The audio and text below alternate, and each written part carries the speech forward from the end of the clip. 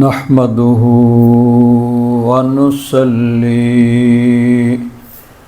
ونسلم على رسوله الكريم أما بعد فأعوذ بالله من الشيطان الرجيم بسم الله الرحمن الرحيم لقد جاءكم رسول من أنفسكم عزيز عليه ما عنتم حريص عليكم بالمؤمنين رؤوف رحيم فإن تولوا فقل حسبي الله لا إله إلا هو عليه توكلت وهو رب العرش العظيم آمنت بالله صدق الله مولانا العظيم وبلغنا رسوله النبي الأمين الكريم ونحن على ذلك لمن الشاهدين والشاكرين والحمد لله رب العالمين إن الله وملائكته يصلون على النبي يا أيها الذين آمنوا صلوا عليه وسلموا تسليما اللهم صل على سيدنا ومولانا محمد وعلى آل سيدنا ومولانا محمد وبارك وسلم صلاة وسلاما عليك يا سيدي يا رسول الله وعلى آلك وأصحابك يا سيدي يا حبيب الله بلغ العلا بكماله كشف الدجى بجماله حسنت جميع خصاله صلوا عليه وآله يا صاحب الجمال ويا سيد البشر من وجهك المنير لقد نور القمر لا يمكن الثناء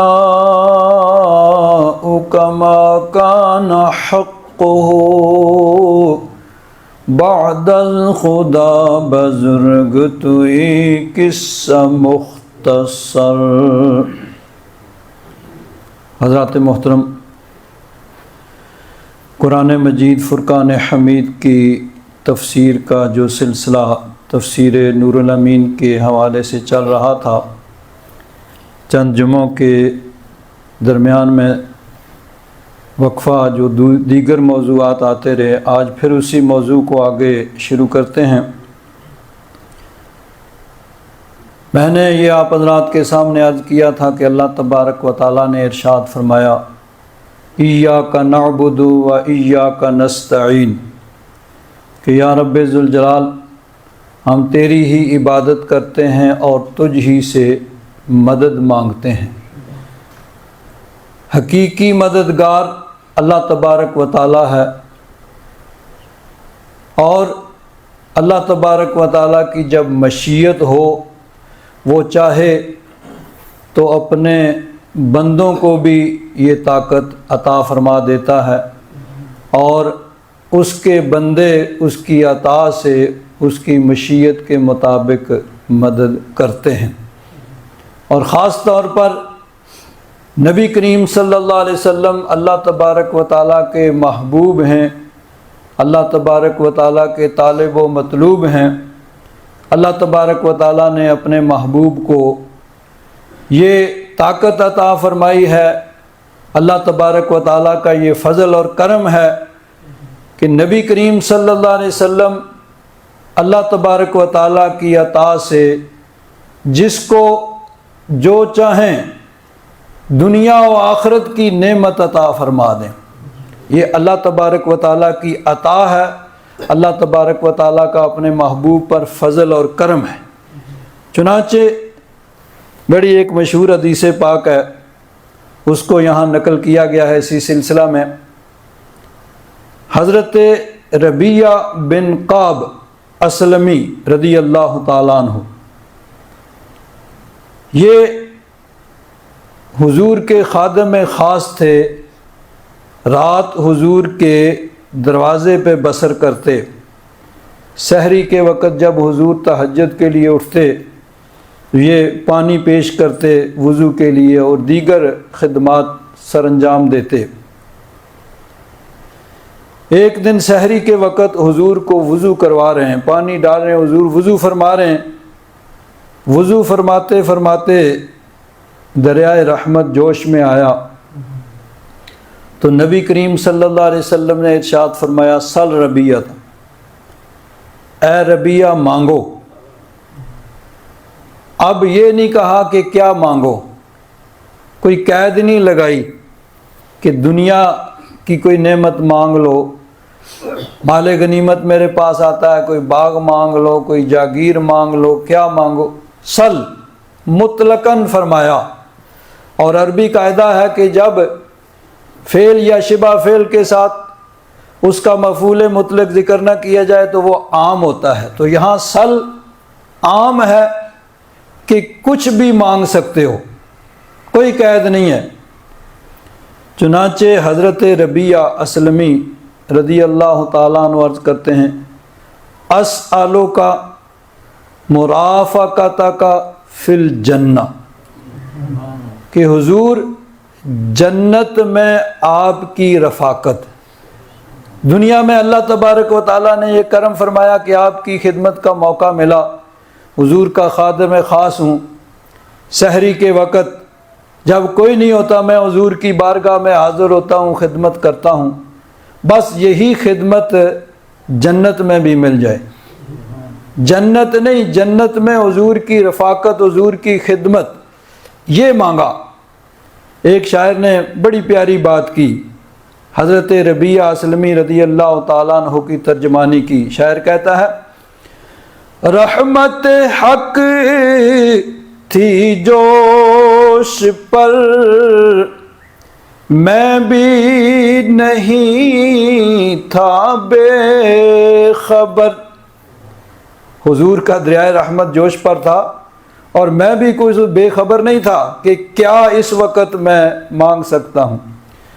رحمت حق تھی جوش پر میں بھی نہیں تھا بے خبر، تجھ کو تجھی سے مانگ کر اچھا رہا منگتا تیرا، تجھ کو تجھی سے مانگ کر اچھا رہا منگتا تیرا، میرے نبی پیارے نبی ہے مرتبہ بالا تیرا، میرے نبی پیارے نبی۔ تو حضرت ربیہ عرض کرتے ہیں، اسألک مرافقتک فی الجنہ، جنت میں آپ کی رفاقت مانگتا ہوں۔ تو حضور نے یہ نہیں فرمایا میرا مطلب تو یہ تھا کہ کوئی جاگیر مانگ لو، کوئی مال و دولت مانگ لو، تم نے تو جنت مانگ لی۔ حضور نے فرمایا آوا غیر ذالک، آج کچھ اور بھی مانگنا ہے تو مانگ لو۔ عرض کیا ہوا ذاکا، حضور جب یہ مل جائے تو پھر اور کیا چاہیے، یہی بس یہی خواہش ہے۔ تو حضور نے فرمایا فَإِنِّي عَلَىٰ نَفْسِكَ بِكَثْرَةِ السُّجُودِ، اللہ تبارک و تعالیٰ نے یہ تمہیں نعمت دی ہے، دنیا میں تمہیں سرٹیفکیٹ مل گیا ہے اس چیز کا کہ جنت، اور جنت میں بھی حضور کی رفاقت۔ تو اب اللہ تبارک و تعالیٰ کا شکر ادا کرنا ہے کثرت سجود کے ساتھ۔ یہ نہیں کہ اب تجھے عبادت معاف، اب تمہیں عبادت کرنے کی ضرورت نہیں ہے، جنت کا سرٹیفکیٹ مل گیا، اب تمہاری زیادہ ذمہ داری ہے کہ اور زیادہ عبادت کرو، دوسروں کی نسبت تمہیں زیادہ عبادت کرنی چاہیے، اللہ تبارک و تعالیٰ کا شکر یوں ادا کرو گے۔ فَإِنِّي عَلَىٰ نَفْسِكَ بِكَثْرَةِ السُّجُودِ۔ حضرت شیخ محقق شیخ عبدالحق محدث دہلوی رحمۃ اللہ تعالی علیہ فرماتے ہیں وَيُؤْخَذُ مِنْ إِطْلَاقِ قَوْلِهِ الْأَمْرُ بِالسُّؤَالِ أَنَّ اللَّهَ تَعَالَى مَكَّنَهُ مِنْ إِعْطَاءِ كُلِّ مَا أَرَادَ مِنْ خَزَائِنِهِ تَعَالَى وَأَنَّهُ يَخُصُّ مِنَ السَّائِلِينَ مَنْ شَاءَ بِمَا شَاءَ۔ حضرت شیخ محقق فرماتے ہیں کہ حضور نے جو سل فرمایا مطلقاً اس میں کوئی قید نہیں لگائی، اس بات کی دلیل ہے کہ اللہ کے خزانوں میں سے جس چیز کا بھی ارادہ فرمائیں، جس کو چاہیں عطا فرما دیں۔ نبی کریم صلی اللہ علیہ وسلم کو اللہ تبارک و تعالیٰ نے یہ اختیار دیا ہے، مختار کل بنایا۔ چنانچہ دیکھیے تفسیر ابن کثیر کے اندر امام ابن کثیر نے ایک حدیث پاک لکھی ہے، حضرت امام احمد بن حنبل ان کی کتاب مسند امام احمد بن حنبل کے حوالے سے یہ حدیث پاک ہے۔ فرماتے ہیں کہ ایک دفعہ نبی کریم صلی اللہ علیہ وسلم نے دیکھا کہ ایک اعرابی، ایک گاؤں کا رہنے والا کوئی آدمی ہے، وہ گھوڑا بیچ رہا ہے۔ نبی کریم صلی اللہ علیہ وسلم نے اس سے بات چیت کی، بھاؤ تاؤ کیا، بات طے ہو گئی، ٹھیک ہے بھئی اتنے پیسے میں یہ گھوڑا، اس نے کہا ٹھیک ہے جی اتنے پیسے میں نے آپ کو دیا، سودا ہو گیا۔ اب نبی کریم صلی اللہ علیہ وسلم نے اس کو فرمایا بھئی میرے پیچھے پیچھے آ، فاستتبعہ النبی صلی اللہ علیہ وسلم لیقضیہ ثمن فرسہ، فرمایا میرے پیچھے آؤ، تمہیں میں گھوڑے کی قیمت دیتا ہوں اور گھوڑا میں اپنے قبضے میں کر لیتا ہوں۔ یعنی سودا طے ہو گیا، بات طے ہو گئی، اب قیمت دینی ہے اور چیز لینی ہے۔ تو حضور جلدی میں گئے، فَأَسْرَ النَّبِيُّ صلی اللہ علیہ وسلم وَأَبْطَأَ الْأَعْرَابِيُّ، حضور جلدی میں گئے کہ گھر سے قیمت لے کے آئیں، اور عرابی جو تھا وہ گاؤں کا رہنے والا جو آدمی تھا وہ آہستہ آہستہ آ رہا تھا۔ فَطَفِقَ رِجَالٌ يَعْتَرِضُونَ الْأَعْرَابِيَّ فَيُسَاوِمُونَهُ بِالْفَرْسِ وَلَا يَشْعُرُونَ أَنَّ النَّبِيَّ صلی اللہ علیہ وسلم ابتاعہ۔ اب کچھ اور سے صحابہ کرام آئے، ان کو یہ معلوم نہیں تھا کہ اس کا حضور کے ساتھ سودا طے ہو چکا ہے، بات مکمل ہو چکی ہے۔ اب جب بات مکمل ہو جائے تو اب دونوں آدمی پابند ہیں کہ جس نے سودا کیا ہے وہ قیمت دے، اور جس کے ساتھ سودا ہوا ہے وہ قیمت لے کے چیز اس کے حوالے کرے۔ قانوناً دونوں پابند ہیں، اب وہ اس سے پھر نہیں سکتے۔ جب تک سودا مکمل نہیں ہوا دونوں کو اختیار ہے، جب سودا مکمل ہو گیا اب دونوں پابند ہیں۔ صحابہ اکرام کو یہ معلوم نہیں تھا کہ حضور کا اس کے ساتھ سودا ہو چکا ہے، ولا یشعرون، ان کو نہیں پتا تھا ان النبی صلی اللہ علیہ وسلم ابتاعہ، کہ حضور نے اس سے یہ خرید لیا، سودا ہو گیا، اور وہ بیچارہ دیہاتی گاؤں کا رہنے والا ان چیزوں قانون سے ناواقف تھا۔ حتی زاد بعضهم الاعرابی فی الصوم علی ثمن الفرس الذی ابتاعہ النبی صلی اللہ علیہ وسلم. کسی صحابی نے، یعنی اس سے بات کر رہے ہیں بھائی گھوڑا بیچنا ہے، کتنے کا ہے، سودا ہو رہا ہے، اور اس نے یہ نہیں بتایا کہ میرا حضور سے سودا ہو چکا ہے. کسی صحابی نے اس کو اس سے بڑھ کر قیمت لگائی جتنے میں حضور کا سودا ہوا تھا. تو فناد الاعرابی النبی صلی اللہ علیہ وسلم فقال ان کنت مبتاعا هذا الفرس فابتعه والا بیتہ. اس نے پکار کے کہا اے محمد صلی اللہ علیہ وسلم، اگر آپ نے یہ گھوڑا خریدنا ہے تو ٹھیک ہے، نہیں تو میں اس کو بیچ دیتا ہوں.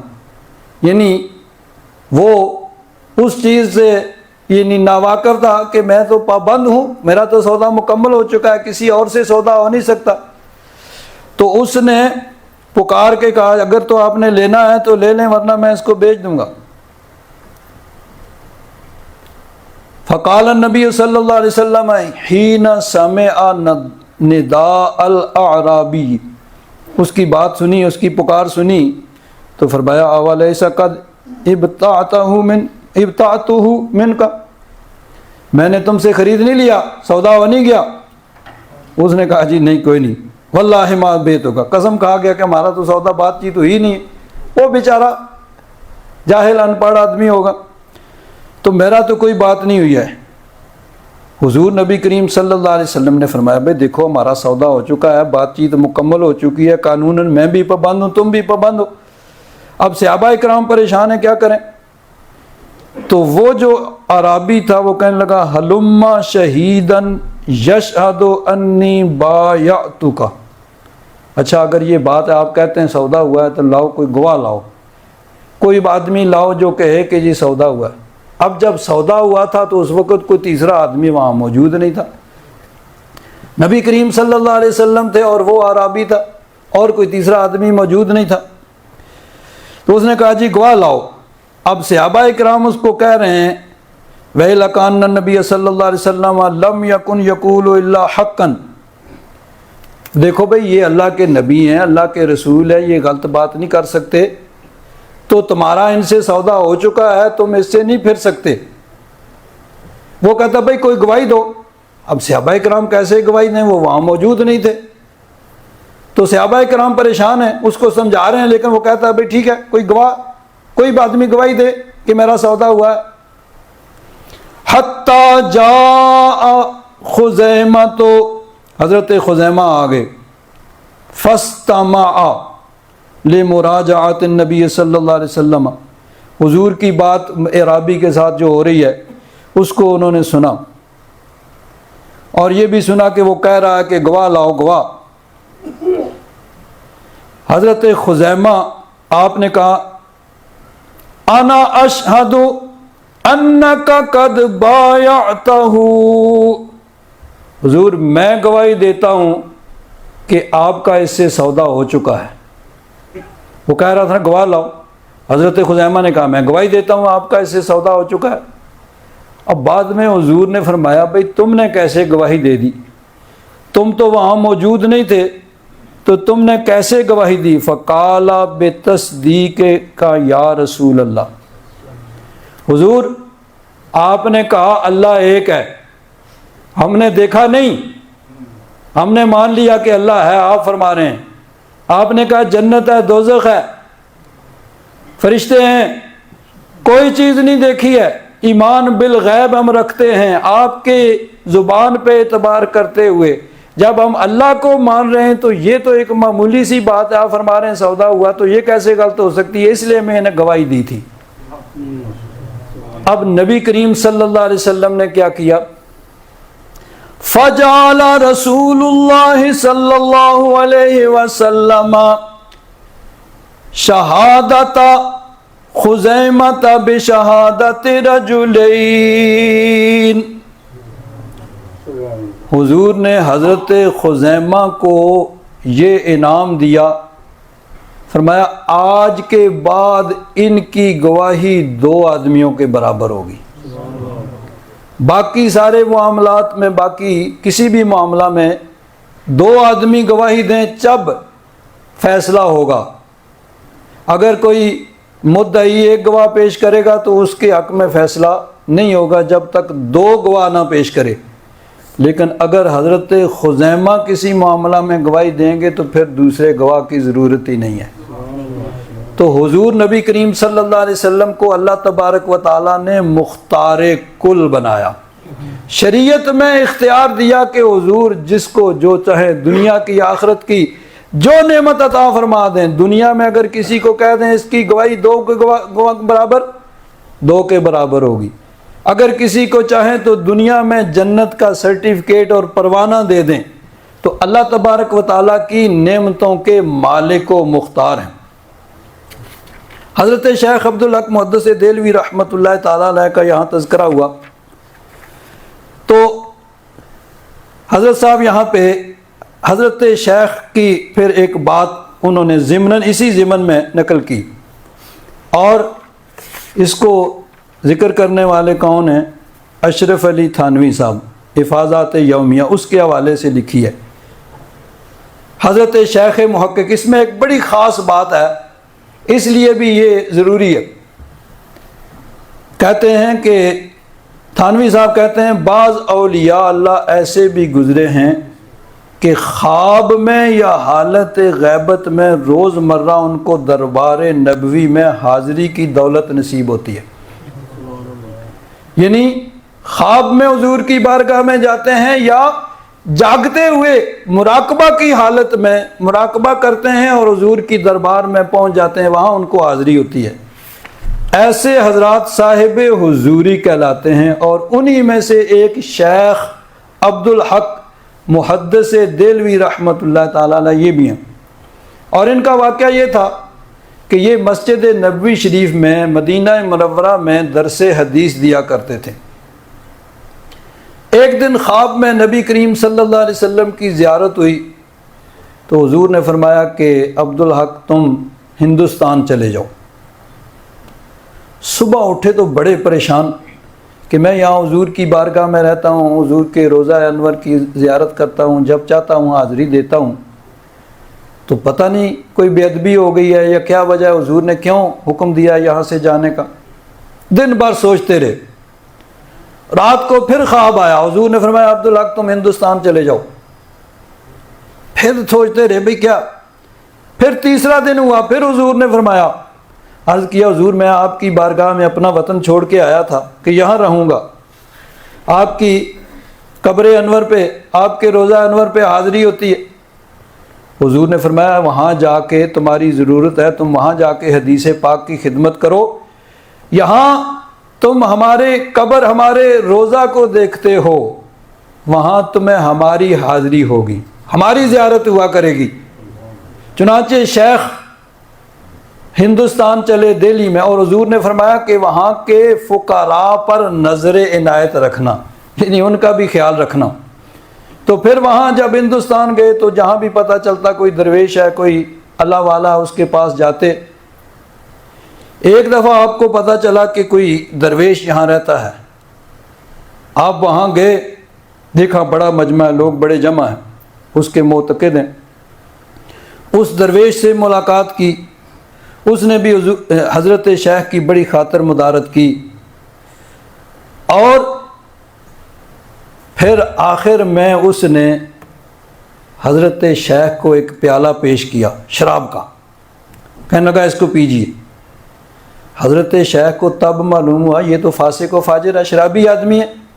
پہلے تو صرف یہ دیکھا نا کہ لوگ جمع ہیں اور بڑے معتقد ہیں، اور اس نے آپ کی آؤ بھگت بھی بڑی کی، لیکن اب پتہ چلا بھئی یہ تو بدکار فاسق فاجر آدمی ہے، شرابی، اور آپ کو بھی شراب پینے کے لیے کہہ رہا ہے۔ حضور نے حضرت شیخ نے فرمایا بھئی دیکھو یہ حرام ہے، اور میں اللہ رسول کے حکم کی خلاف ورزی کبھی نہیں کر سکتا، یہ اللہ رسول کے حکم کی خلاف ورزی ہے۔ اس نے کہا جی لو پی لو ورنہ پچھتاؤ گے۔ آپ نے فرمایا بھئی پچھتائے گا وہ جو شریعت کی خلاف ورزی کرتا ہے، میں تو اللہ رسول کے حکم کے مطابق چلتا ہوں، اللہ رسول کے حکم کا پابند ہوں، آپ آ گئے. آپ کا معمول یہ تھا کہ مراقبہ میں آپ کو حضور نے فرمایا تھا رات مراقبہ کرتے تو حضور کی بارگاہ کی حاضری ہوتی, حضور کی بارگاہ میں پہنچ جاتے. اب اس دن مراقبہ کیا تو مراقبے کی حالت میں دیکھا ایک مکان کے اندر حضور تشریف فرما ہے. حاضر ہونے لگے تو دیکھا کہ دروازے پہ وہی شخص کھڑا ہے اور ہاتھ میں وہی پیالہ اس نے اٹھایا ہوا ہے. کہا یہ پی لو. آپ نے فرمایا بھئی یہ دیکھو میں نے تمہیں کہا کہ یہ حرام ہے. اس نے کہا نہیں پیو گے تو میں اندر نہیں جانے دوں گا, روک دیا. حضرت شیخ اس دن حاضر نہ ہو سکے. یعنی یہ بھی ایک امتحان ہوتا ہے انسان کا. تو حضرت شیخ حاضر نہ ہو سکے, دن بھر بڑا قلق, بڑی پریشانی. دوسرے دن پھر اسی طرح مراقبے کی حالت میں جب حضور کی بارگاہ میں حاضری کے لیے گئے تو دیکھا پھر وہی کھڑا. اور یہ ہوا کہ صبح پھر آپ اس کے پاس گئے جہاں وہ رہتا تھا, تو آپ کے کچھ کہنے سے پہلے ہی اس نے کہہ دیا دیکھ لیا نا میں نے کہا تھا پچھتاؤ گے, پی لو, میری بات نہیں مانی. یعنی اتنا صاحب کشف ہے کہ یہ بھی سارا جانتا ہے. اتنا مطلب ہے وہ پہنچا ہوا ہے کہ ایک تو وہاں روک دیا اور جب آپ آئے تو کہنے لگا بھئی دیکھ لیا میں نے کہا تھا پچھتاؤ گے. تو اب یہاں یہ یاد رکھیں کہ اللہ تبارک و تعالیٰ اپنے نبیوں کو معجزات دیتا ہے. انبیاء کرام کے ہاتھوں سے ایسی چیزوں کا ظہور ہوتا ہے جہاں عقل کی رسائی اور پہنچ نہیں ہوتی, جن کو معجزہ کہا جاتا ہے. اللہ تبارک و تعالیٰ انبیاء کرام کو معجزات دیتا ہے. حضرت موسیٰ علیہ السلام کو ید بیضا اور وہ عصا عطا فرمایا. اسی طرح دیگر انبیاء کرام کو معجزات, نبی کریم صلی اللہ علیہ وسلم کو اللہ تبارک و تعالیٰ نے بے حساب معجزات عطا فرمائے. تو جب نبی کے ہاتھ سے ان کا ظہور ہوتا ہے تو اس کو معجزہ کہا جاتا ہے. اسی چیز کا ظہور اگر ولی کے ہاتھ سے ہو تو اس کو کرامت کہا جائے گا. اب فرق صرف نبی اور ولی کا ہے. یہ امت کا, علماء کا اس پہ اتفاق ہے کہ جو چیز نبی کا معجزہ ہو سکتی ہے وہ ولی کی کرامت بھی ہو سکتی ہے. اگر نبی کے ہاتھ سے اس کا ظہور ہوگا تو اس کو معجزہ کہا جائے گا, اگر ولی کے ہاتھ سے اس کا ظہور ہوگا تو اس کو کرامت کہا جائے گا. لیکن کبھی کبھی فاسق, فاجر, کفار کے ہاتھوں سے بھی ایسی چیزوں کا ظہور ہو سکتا ہے. یعنی کوئی فاسق و فاجر کلمہ پڑھنے والا ہے لیکن فاسق و فاجر ہو, یا کوئی کافر بھی ہو, ان کے ہاتھوں سے بھی ان ایسی چیزوں کا ظہور ہو سکتا ہے. اس کو استدراج کہا جاتا ہے. مثلا حضرت داتا گنج بخش کا بڑا مشہور واقعہ ہے کہ ایک جوگی ہندو تھا, اس کے ساتھ مقابلہ ہوا, وہ ہوا میں اڑ رہا ہے. اب ہوا میں اڑنا یہ انسان کے بس میں نہیں, پرندوں کا کام نہیں ہے, لیکن اس کا کمال تھا. اب اگر ایسی چیز کا ظہور نبی سے ہو تو اس کو معجزہ کہا جائے گا, ولی سے ہو تو اس کو کرامت کہا جائے گا, اور کافر سے اس کا ظہور ہو تو اس کو استدراج کہا جائے گا. کبھی کبھی ان کو بھی ایسے کمالات ملتے ہیں. تو اس نے کہا بھئی دیکھ لیا. آپ نے فرمایا بھئی دیکھو حضور کی حاضری نہیں ہوئی, مجھے دکھ ہے, لیکن وہ فرض نہیں تھی. لیکن اگر میں شراب پیوں تو یہ حرام کا ارتکاب ہوگا, اللہ رسول ناراض ہوں گے. تو یہ ایک امتحان ہوتا ہے. حدیث پاک میں آتا ہے دجال جب آئے گا نا, دجال, تو معہو نارن و جنتن, اس کے ساتھ دوزخ بھی ہوگی, جنت بھی ہوگی. لیکن جو بظاہر جنت نظر آئے گی وہ اصل میں دوزخ ہوگی, اور جو جنت جو نار آگ نظر آئے گی, جہنم نظر آئے گی, وہ جنت ہوگی. تو یہاں بھی ہے, حضور نے یہاں حضرت شیخ نے فرمایا بھئی دیکھو میں اگر شراب پیتا تو یہ حرام کا ارتکاب ہوتا اور اللہ رسول ناراض ہوتے. دوسرے دن بھی ایسے ہی ہوا. تیسرے دن جب حضرت شیخ حاضر ہونا چاہتے ہیں, پھر وہی دروازے پہ کھڑا, تو حضرت شیخ باہر سے سن رہے ہیں, حضور اندر سے فرما رہے ہیں کیا بات ہے, عبدالحق 2 دن سے آیا نہیں. تو حضرت شیخ نے وہیں سے پکار کے عرض کیا یا رسول اللہ میں تو آتا ہوں، یہ شخص مجھے اندر نہیں آنے دیتا۔ تو حضور نے فرمایا اخسأ یا قلبو، اے کتے دور ہو جا، اور صحابہ اکرام کو حکم دیا کہ اس کو ہٹاؤ یہاں سے اور شیخ کو اندر لاؤ۔ حضرت شیخ حاضر ہوئے اور حضور نے تحسین فرمائی ہوگی کہ تمہارا ایک امتحان تھا، تو اس امتحان میں کامیاب ہوئے، حرام کا ارتکاب نہیں کیا۔ اب صبح شیخ پھر اس کے پاس گئے جہاں وہ رہتا تھا، دیکھا لوگوں کا مجمع ہے، لوگوں کا یہی ہوتا ہے نا، جہاں میلہ ٹھیلا ہوتا ہے، اس طرح کی خلاف شرع باتیں ہوتی ہیں، ناچ گانا ہوتا ہے، تو لوگ جمع ہو جاتے ہیں۔ تو جہاں کہا جائے بھئی ذکر کرو، اللہ اللہ کرو، نماز پڑھو، اچھے کام، تو وہاں تھوڑے لوگ آتے ہیں۔ تو جہاں میلہ ٹھیلا، ناچ گانا، اس طرح کی چیزیں ہوتی ہیں، لوگ دوڑ دوڑ کے جاتے ہیں۔ تو دیکھا بڑا مجمع ہے، آپ نے فرمایا بھائی کہاں ہے تمہارا وہ؟ انہوں نے کہا جی اندر ہیں۔ آپ نے فرمایا بھائی باہر کیوں نہیں آئے؟ انہوں نے کہا جی ویسے تو آ جاتے ہیں، آج پتہ نہیں کیا بات، آج نہیں آئے۔ حضرت شیخ اندر گئے حجرے میں، دیکھا وہاں کوئی بھی نہیں ہے۔ اس کے جو خدام سے کہا بھائی یہاں تو کوئی نہیں ہے، کدھر ہے؟ انہوں نے کہا جی معلوم نہیں، ہم بھی حیران ہیں کہ باہر نہیں آئے تھے، اندر بھی نہیں ہے، کدھر گئے؟ حضرت شیخ نے فرمایا بھائی کوئی چیز یہاں سے باہر جاتے ہوئے تم نے دیکھی ہے؟ انہوں نے کہا جی بس اور تو کچھ نہیں، ایک کتا باہر جاتا ہوا دیکھا ہے۔ ہم نے کہا کہیں باہر سے گھس آیا ہوگا تو وہ چلا گیا۔ آپ نے فرمایا تمہارا تھا، اللہ کے محبوب کی زبان سے نکل چکا ہے اور تیر اپنے ہدف، اپنے نشانے پہ بیٹھ چکا ہے، اب وہی تمہارا شیخ تھا جو کتا بن کے چلا گیا ہے۔ اور پھر وہ واقعہ حضرت شیخ نے سنایا تو بہت سے لوگوں نے ان میں سے توبہ کر لی۔ تو یاد رکھیں شریعت مطہرہ سب سے زیادہ مقدم ہے۔ خلاف شرع کرنے والے، خلاف شرع کام کرنے والے، ان کا اہل سنت و جماعت سے کوئی تعلق نہیں ہے۔ اگر کہیں میلہ ہے، ٹھیلا ہے، ناچ ہے، گانا ہے، اس طرح کی خلاف شرع کام ہو رہے ہیں تو ان کا اہل سنت و جماعت سے کوئی تعلق نہیں ہے۔ اہل سنت و جماعت الحمدللہ شریعت مطہرہ کے پابند ہیں، جو اللہ رسول کا حکم ہے اس کے پابند ہیں۔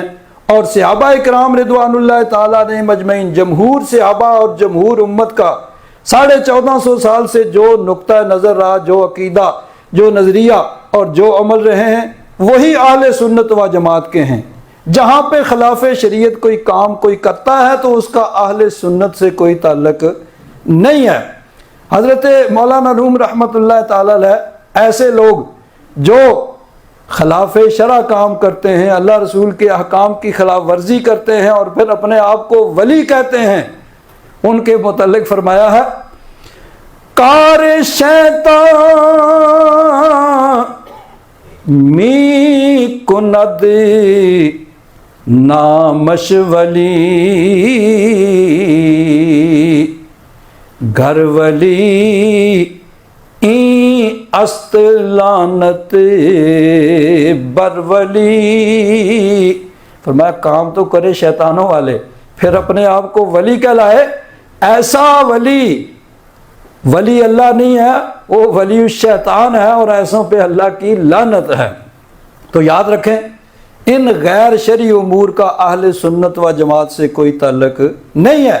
اور مزارات پہ اگر کہیں یہ کام ہو رہے ہیں تو غلط ہیں، سب کی ذمہ داری ہے کہ ایسی چیزوں کو خاص طور پر وہاں سے ہر جگہ روکنا چاہیے اور وہاں زیادہ روکنا چاہیے۔ اور ایک اور چیز، جو اللہ کے نیک بندے ہیں ان کی اولاد اگر تو صحیح ان کے نقش قدم پہ چلتے ہوئے علم و عمل رکھتی ہے تو پھر تو وہ قابل احترام ہیں، اور اگر کسی نیک بندے کی اولاد ہو اور علم و عمل سے خالی ہو تو پھر وہ قابل احترام نہیں ہے۔ اگر وہ شریعت مطہرہ کی خلاف ورزی کرتے ہیں تو چاہے کتنے بڑے باپ کا بیٹا ہو وہ قابل احترام نہیں ہے۔ قابل احترام وہی ہے جو اللہ رسول کے حکم کا پابند ہے۔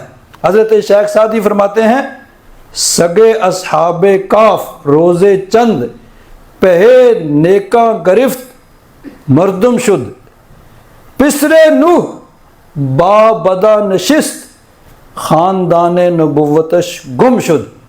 اصحاب کاف کا کتا تھا کتا، وہ چند دن نیک لوگوں کے ساتھ بیٹھا، اللہ تعالیٰ نے قرآن پاک میں اس کا ذکر کیا، اور علماء فرماتے ہیں کہ وہ انسانی شکل میں جنت میں جائے گا، اور حضرت نوح علیہ السلام کا بیٹا، اللہ کے نبی کا بیٹا، جب اس کے عقائد اور اعمال خراب ہو گئے، اللہ تعالیٰ نے فرمایا انہ لیس من اہلک، اے پیارے نوح وہ تمہارے گھر والوں میں سے نہیں ہے، تمہارے اہل وہ ہیں جو تمہاری بات مانتے ہیں، جو تمہارے حکم کے مطابق، شریعت کے مطابق، تمہاری سنت کے مطابق چلتے ہیں۔